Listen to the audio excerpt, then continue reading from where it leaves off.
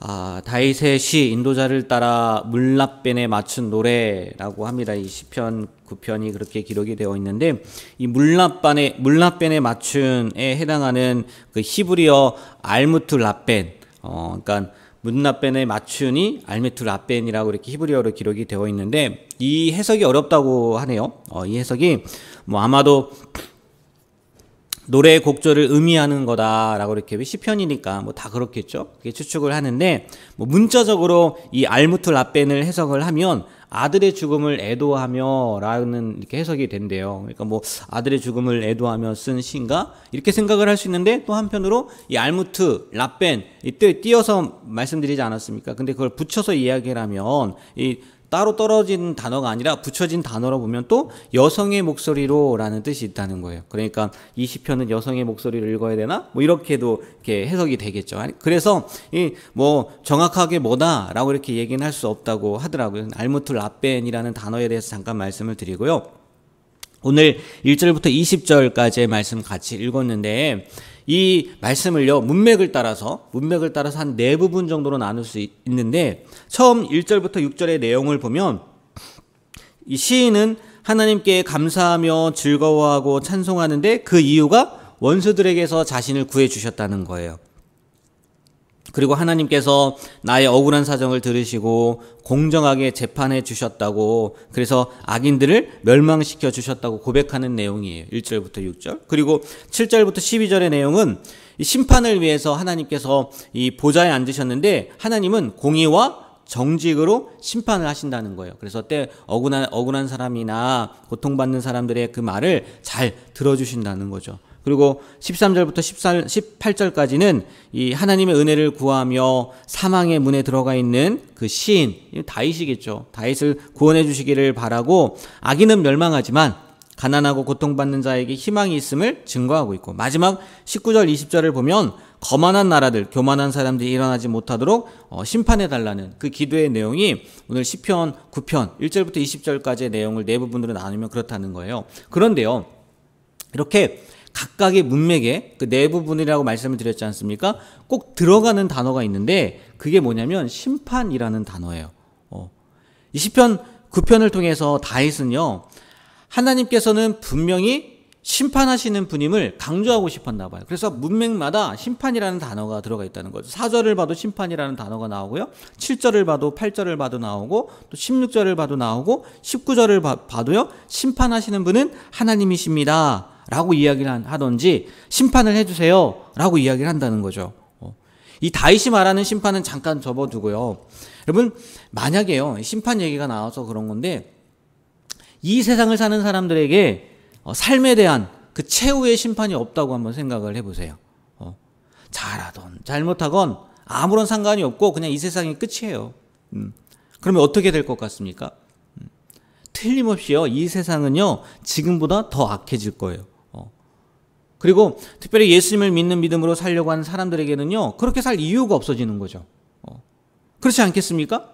우리가 사랑해야 되고 용서해야 되고 또 배려해야 되고 섬길 이유가 뭐예요? 또 바르고 정직하게 살고 속적으로는 다른 사람들에게 악을 행하지 않고 베풀면서 나누며 사는 이유가 뭐겠어요? 물론 인정받기 위해서 상 받을 목적으로만 그렇게 산다면 그것도 문제가 되기도 하겠지만, 성경의 기준이 아니라 이 세상 사람들의 기준으로 본다면요, 우리처럼 기독교인처럼 사는 것만큼요 나약해 보이고요, 어리석게 보이고요, 정말 바보 같아 보이는 삶이 어디 있겠어요? 그렇잖아요. 어차피 이 세상이 끝인데 심판은 무슨 심판이에요? 아무것도 없는데. 그러지 않겠냐는 거죠. 우리가 왜 믿는 사람으로서 성경의 방법, 하나님의 말씀대로 사는 거겠냐는 거예요. 다른 게 아니잖아요. 분명히 예수님께서 말씀하시는 게 뭐예요? 이 세상이 끝이 아니란 말이에요. 최후의 심판이 있단 말이에요. 그리고 우리에게는 천국이라는 것이 있다는 거죠. 요한계시록 20장 12절 말씀에 보니까요, 이런 말씀이 있어요. 또 내가 보니 죽은 자들이 큰 자나 작은 자나 그 보좌 앞에 서 있는데, 어떤 자들이요? 죽은 자들이요. 그죠? 죽음은 끝이 아니란 말이에요. 큰 보좌 앞에 섰단 말이에요. 서 있는데 책들이 펴 있고, 책들이 펴 있고, 또 다른 책이 펴졌으니 곧 생명책이라. 죽은 자들이 자기 행위를 따라 책들에 기록된 대로 심판을 받으니. 예, 명확하게 하나님께서요 요한계시록을 통해서 죽은 게 끝이 아니다라고 이야기를 하고 있어요. 이 말씀에 보니까요, 계시록 말씀에 보니까 두 종류의 책이 나와요. 하나는 책들이에요. 책들. 그리고 또 하나는 생명책이에요. 이 책들에는 자기의 모든 행위가 기록되어 있다는 거예요. 착한 일뿐만이 아니라 자기가 지은 죄까지도 다 기록되어 있다는 거죠. 그리고 그 기록대로 심판을 받는다고 말해요. 이걸 보면요, 죄는 사라지지 않아요. 그렇잖아요? 다 기록되어 있다는 거예요. 근데 사람들은 남에게 뭐 들키지 않으면 괜찮은 줄로 생각하거나 뭐 또 아무리 완전 범죄를 할지라도요, 이 죄의 문제는요 사라지지 않는다는 거죠. 가장 쉽게 먼저는 우리 양심이 분명히 그것을 기록하고 있고요. 또 지금 요한계시록 읽었던 것처럼 하나님 앞에 있는 책들에 다 기록되어 있단 말이에요. 이 땅에서 들키지 않고 잠깐 잘 사는 것 같지만 심판날에는 다 드러나 엄중한 공의의 심판을 받는다는 거죠. 물론 예수님을 믿는 우리에게는요, 이 모든 심판과 아무런 상관이 없죠. 왜요? 진정으로 회개하고 예수님을 믿으면 예수님의 그 보배로운 피가 그 양심과 책들에 기록된 모든 죄를 깨끗이 지우고 우리는 어디에 기록되어 있는 사람들이 됩니까? 생명책에 기록되어 있는 사람들이 되는 거 아니겠어요? 그렇기 때문에요, 죄의 문제에 있어서 우리는요 자유할 수 있어요. 물론 그렇다고 해서 마음대로 살아도 된다라는 면제권을 받은 건 아니지만, 구원 이후의 삶은 있지만 뭐 그걸 다 다룰 수는 없을 것 같고, 이런 생각을 가지고 다시 시편으로 한번 돌아가면요, 다윗은요 심판하시는 하나님을 믿었단 말이에요.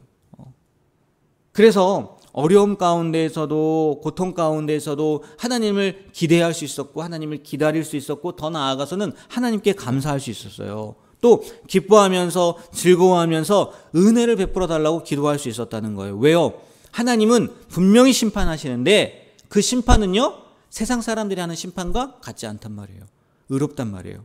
공의의 심판이란 말이에요. 정직으로 하는 심판이란 말이에요. 더 나아가서는 오늘 말씀에도 나와 있듯이 고통과 압제, 어려움 가운데 있는 사람들을 보호해주는 심판을 누가 하시니까요? 하나님이 하시니까. 지금 우리 사회에서요, 금수저, 은수저, 흑수저 얘기하고 또 그런 얘기도 나오지 않습니까? 무전유죄, 유전, 무죄라는 말이 왜 들려오는 거겠어요? 이 세상에 공의가 없어 보인다는 거죠. 정의가 사라진 것처럼 보이기 때문에 그렇게 이야기하는 거 아니겠어요? 제가 생각할 때요, 이거는요 영원히 이루어지지 않을 것 같아요. 인간 세상에서 영원히 반복될 것 같아요. 그런데요, 그럴 수밖에 없는 이유가요, 인간이요 원래 태어날 때부터 악한 존재로 태어났단 말이에요. 불완전한 존재로 태어났단 말이에요. 때문에요, 아무리 인간 세상 가운데에서 사람이 공의로운 재판관, 공의로운 심판을 한다 할지라도, 정의롭게 심판한다 할지라도요 한계가 있다는 거예요. 한계. 사람이 한 것에는. 하지만 하나님의 심판은요 의롭다는 거죠. 왜요? 하나님이 의로우신 분이니까. 하나님의 심판은요 정직하시다는 거예요. 왜요? 하나님이 정직하신 분이니까. 하나님의 심판은요 선하시다는 거예요. 왜요? 하나님이 선하신 분이니까. 그리고요 하나님의 심판은요 완전하시다는 거예요. 왜요? 하나님이 완전하신 분이니까. 그러니까요 우리가 해야 할 일은 뭐냐면, 틀림없이 이 최종 심판, 마지막 심판이 있다는 것을 믿고요, 그 심판은 하나님께 맡겨드려야 된다는 거죠. 더 나아가서는 그 심판자이신 하나님을 바라보면서 오늘 13절 말씀을 보면 이런 고백을 해요. 13절 말씀만 우리 마지막으로 한 번만 읽어볼까요? 13절 말씀 읽도록 하겠습니다.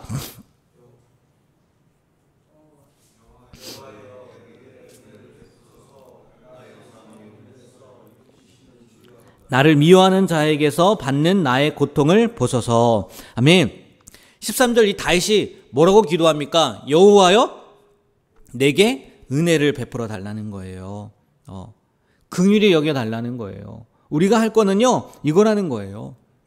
하나님의 심판은, 또 하나님은 공의로우신 분이기 때문에 틀림없이 분명히 하나님이 나중에 심판하시는 것도 맞고, 그리고 그 심판은요 공의롭고 정의롭고 완전하고 의롭다는 것을 믿기에 누구에게 간구하라고요? 하나님 앞에 간구하라고요. 특별히 하나님 나에게 은혜를 베풀어 주세요. 그 안에 모든 게 다 들어있는 거 아니겠습니까?